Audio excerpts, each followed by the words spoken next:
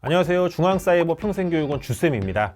오늘은 어린이집 또는 유치원 교사를 꿈꾸는 분들이라면 한 번쯤 들어보셨을 유보통합에 대해 말씀드리려고 합니다. 요새 뉴스에도 자주 나오는 내용인데요. 도대체 유보통합이라는 게 뭔지, 무엇이 어떻게 바뀌고 우린 어떻게 대비하고 준비해야 할지까지 말씀드리겠습니다.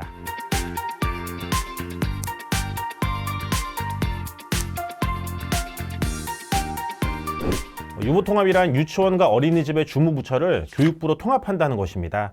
지금까지 유치원은 교육부 소관, 어린이집은 보건복지부 소관으로 이원화되어 있었는데요. 유보통합을 통해 교육의 질을 높일 뿐만 아니라 아동교육의 전문성을 강화하고 교육비, 보육료 지원을 확대해 학부모의 부담을 낮추겠다는 것이 제도 시행의 목적입니다. 유보통합이 된다면 결론적으로 지금까지 학점제로 취득 가능한 보육교사 및 장애 영유아 보육교사 자격증이 학과제로 바뀌게 되는데 그 내용을 이제 차근차근 말씀드리겠습니다. 사실 유보통합은 비단 이번에 처음 거론된 것이 아니고 1990년대 초부터 약 30년간 꾸준히 거론되어 왔지만 번번이 무산되었습니다. 그러나 이번 정부에선 확고하게 2025년부터 현장에 적용하겠다고 발표함으로써 지금도 논쟁이 끊이지 않고 있습니다. 유보통합으로 인해 보육교사 및 장애영유아 보육교사 자격증은 어떻게 바뀔까요? 사실 저희도 어느 것 하나 확신할 수는 없습니다. 아직 유보통합이 어떻게 진행될 것이라는 지침이 나오지 않았기 때문에 우리는 유보통합을 대비해 보육교사와 관련된 자격을 최대한 갖춰놓는 것이 중요합니다. 2021년 12월 7일 장애아동복지지원법이 시행되면서 어린이집에 장애아가 있을 경우 반드시 장애아 3명당 1명의 특수교사를 배치하게 되었습니다. 만약 장애아가 1명뿐이더라도 그 반의 담임직을 맡기 위해서는 장애영유아 보육교사가 필요합니다. 현재 보육교사들이 장애영유아 보육교사 자격증을 추가적으로 취득하는데 실습이나 별도의 시험 없이 온라인 과정으로 8과목만 이수하면 되기 때문에 빠르게 취득이 가능합니다.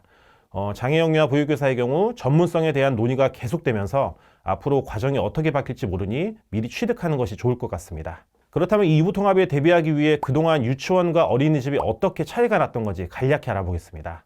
우선 어린이집은 만 0세에서 5세, 유치원은 만 3세에서 5세 아이들이 다니는데요.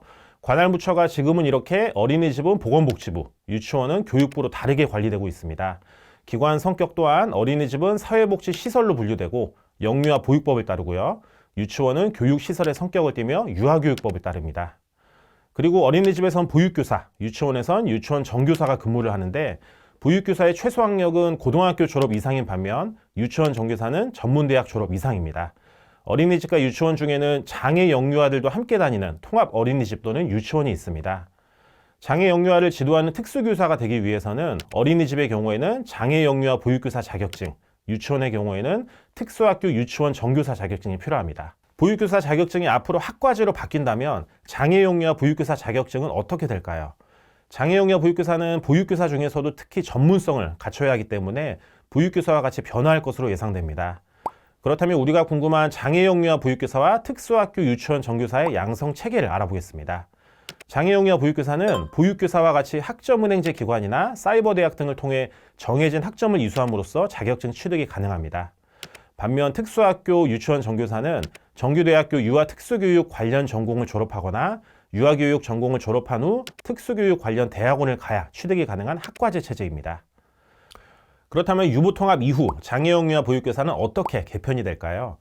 유보통합 이후에는 학점 이수만 하면 취득이 가능했던 학점제 방식에서 유아특수교육학 등의 인정 학과를 입학해서 졸업을 해야 하는 학과제 방식으로 바뀐다고 합니다. 이렇게 되면 지금까지 중앙사이버 평생교육원과 같은 학점은행제 기관을 통해 온라인으로 편리하고 합리적으로 진행 가능했던 방식에서 대학교에 해당 학과를 다녀서 졸업을 해야 하는 방식으로 바뀌게 되는 것이죠. 만약 유보통합이 시행되면 시행 전 학점은행제로 취득한 장애영유아 보육교사 자격증 소지자는 어떻게 되는 것일까요? 장애영유아 보육교사 자격증은 국가자격증입니다. 당연히 그 자격증의 효력은 유지가 되겠지만 정교사 교직 이수를 완료한 특수학교 유치원 정교사와 동등한 위치에서 근무하기 위해선 전문 역량 강화를 위한 보수교육을 받을 것으로 예상됩니다. 자, 이제 가장 중요한 내용입니다. 2025년 유보통합을 대비해서 아직 장애영유아 보육교사 자격증이 없는 분들은 학점은행제를 지금 시작해서 자격증을 따두셔야 합니다. 그리고 장애영유아 보육교사 자격증은 있지만 아동학 관련 학위가 없으신 분들은 경쟁력을 키우기 위해 온라인으로 학위 취득이 가능한 지금 바로 학점은행제를 시작해야 합니다. 지금부터 2024년까지가 온라인으로 장애영유아 보육교사 자격증을 취득할 수 있는 마지막 기회입니다.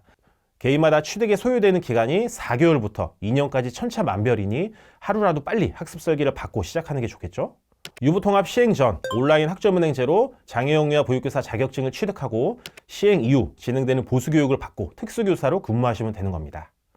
그리고 이미 장애영유아 보육교사 자격증이 있으신 분들은 유보통합이 시행되더라도 당연히 국가 자격증인 장애영유아 보육교사 자격증이 사라지진 않겠지만 그래도 특수학교 유치원 정교사와 같이 근무를 하려면 경쟁력을 키워놓는 게 좋겠죠? 그러려면 비전공자에서 아동학 관련 학위가 없으신 분들은 유보통합 시행 전 온라인 학점은행제로 편리하게 학위를 취득해 놓는 것이 좋습니다. 비전공자라면 아동학 전문학사 또는 학사 학위를, 이미 아동학 전문학사 학위를 보유하고 있다면 아동학 학사 학위를, 유보통합 시행 이후에는 온라인으로 학위를 취득하실 수 없으실 테니까요. 자, 이번 영상에서 유보통합에 대해 알아보고 2025년 유보통합이 시행되기 전 바로 지금 학점은행제를 통해 장애영유아 보육교사 자격증 취득을 시작해야 하는 이유에 대해 알아보았습니다. 장애영유아 보육교사를 준비하시는 분들은 2012년 8월 4일 이전에 장애영유아 관련 과목을 이수했다면 8과목에서도 과목 수를 더 줄일 수 있다고 하니 2012년 8월 이전에 보육교사 자격증을 취득하시는 분들은 꼭 과목을 먼저 확인해보고 진행하셔야 합니다. 만약 직접 확인하기 어렵고 번거로우시다면 중앙사이버 평생교육원 최강 상담팀이 중복 확인을 확인해서 최단 기간의 자격증을 취득하실 수 있도록 도와드립니다. 교육부 정식 인가기관인 중앙사이버 평생교육원 최강 상담팀의 무료학습 설계를 받고 장애영유아 보육교사 자격증 취득 또는 아동학 학위 취득을 바로 시작하세요. 교육부에서 인가받은 중앙사이버 평생교육원에선 장애영유아 보육교사 자격증과 아동학 학위 과정뿐만 아니라 사회복지사, 보육교사, 한국어 교원, 평생교육사, 건강가정사 등 다양한 자격증 과정과 심리학 등의 학위 과정 모두 진행 가능합니다. 편한 마음으로 언제든 문의 주시면 교육원 소속 최소 15년 경력 이상의 상담 플래너들이 무료 학습 설계와 진행을 도와드리니 바로 연락 주세요.